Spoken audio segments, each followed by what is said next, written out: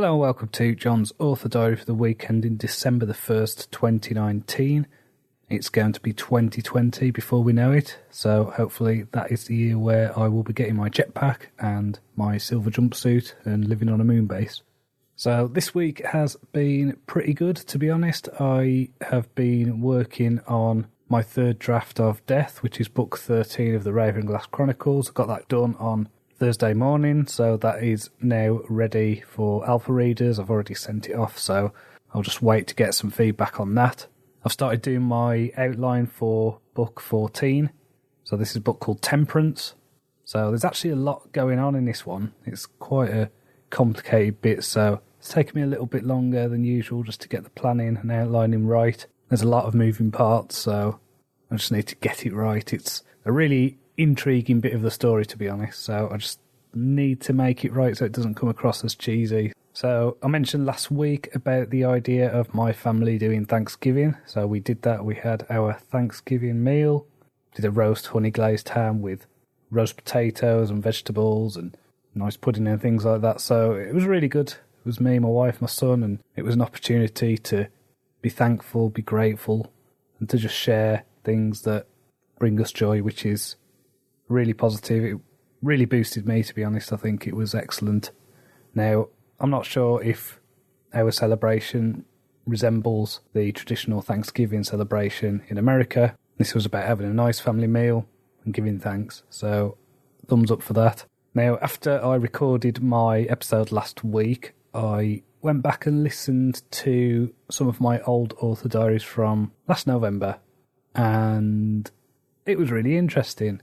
I said the same things about the seasonal affective disorder stuff, so I think November is clearly a time of the year where I just need to remember that my body sucks at that time, and I just need to accept that and plan around it. So I went back and listened, and I talked about how I decided to go out and go to the Midland Hotel and all this, and it's like, I did the same thing. It's just, I've obviously got a solution or a pattern or something, so that was interesting to listen to.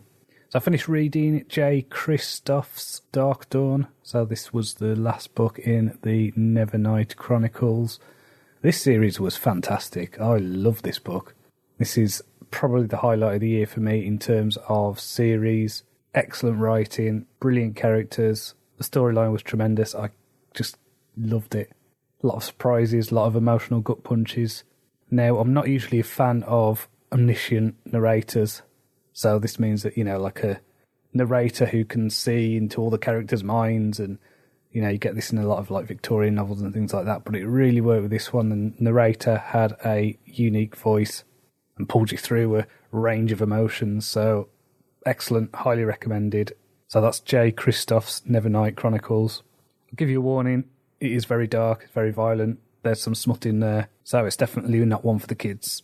So as well as reading, I did a few masterclasses this week. I think my subscription that I got last Christmas is running out, so I crammed in a few.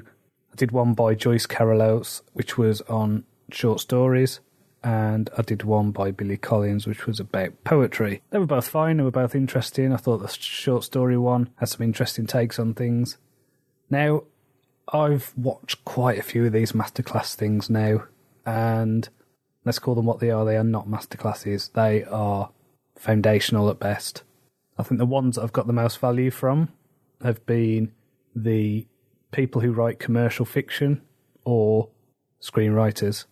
So, I was excited because I thought, the Neil Gaiman one, I want to look at that, and the Margaret Atwood one. And there's very little in terms of actually usable content in them. I thought the Dan Brown one was fantastic. I thought the R.L. Stine one was fantastic, and the James Patterson one was really good too. There was also the guy who wrote the West Wing, whose name escapes me, and the woman who wrote Grey's Anatomy. Their masterclasses were really good too. So there is some good stuff in there. There's some real solid advice. I think if you were to buy one as an author, I think the Dan Brown one. I'm not a thriller writer. I don't write mysteries, but I just thought there was a lot in there that was really helpful, that was really specific about the craft of putting together a story, creating tension, and making the reader want to read on, which is, of course, why we do this. I also started watching the first series of The Twilight Zone this week. So this is from 1959, and I watched the first episode, and really good. I was surprised by the twist at the end, so I will be working through that series over the next few weeks. I think that The Twilight Zone was very famous for its ability to pull the rug from underneath the viewer. So next week I want to start getting my first draft down for Temperance. I'm hoping that by the time Wednesday comes I will be able to start writing. Now, I mentioned last week that I felt as if I was a little bit derailed in terms of my routine. This week I've managed to get up 5 o'clock in the morning. Most days I got up at 5:30 on Tuesday, so I had a bit of a lie-in. But I've been doing the meditation every day. I've still been carrying that on. I've been doing the exercise. And I've come off Facebook. So I'm doing this until after the election. I was sick of seeing posts about Labour, about the Conservatives. I don't care. Right, you posting on Facebook about your party is not going to change anyone's mind. People are in their bubbles. They know who they're going to vote for. You posting a propaganda piece from the Mail or the Guardian isn't going to do anything. It's not going to change anyone's mind. It's just going to piss me off because I was sick of seeing them. So I have come off Facebook for the next few weeks. I'm going to go back on probably December the 14th. So after the election, hopefully it'll be a better place to spend time. And to be honest, I haven't missed it. I think what I found weird is I've occasionally found myself mindlessly grabbing my phone to go onto Facebook, and then I've stopped myself. And I obviously don't realise that I'm doing that. That's a weird habit, so I'm stopping that. So I'm off there anyway for the next few weeks. And just in terms of productivity, I don't know if it's helped. I think it's probably just the 5 o'clock. Getting up at 5 really helps. I feel good when I get up at that time. When I've been getting up at 7 or whatever, I just feel really sluggish. So getting up at 5, getting a few thousand words done before breakfast is just brilliant. So I want to keep that going. My story, The Tailor and the Princess, came out this week. So this is in a Jekyll and Hyde anthology. That is actually a charity anthology, so we're raising money for Deafblind International. So it's already hit quite a few number one bestseller ranks in different categories. So please do support that. It's for a great cause, and you get a prequel story of mine, plus the original Robert Louis Stevenson's Dr. Jekyll and Mr. Hyde as well. So there's 15 authors in there, plus the main story. So do check that out. Finally, I am continuing to post The Fool onto Patreon. So I'm doing 3 chapters a week on that. Now, I have actually got the final edit done of that. That is now ready to be sent out to my newsletter people. And what's interesting is the version that I've been posting on Patreon. The first scene has been deleted off the main story, so the only place you're going to read that deleted scene is on Patreon.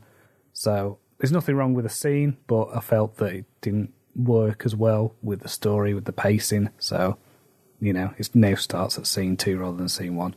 So do check that out. Get a bit of an insight into my writing process and that sort of thing. So it's patreon.com/John Cronshaw author. So until next time, cheerio.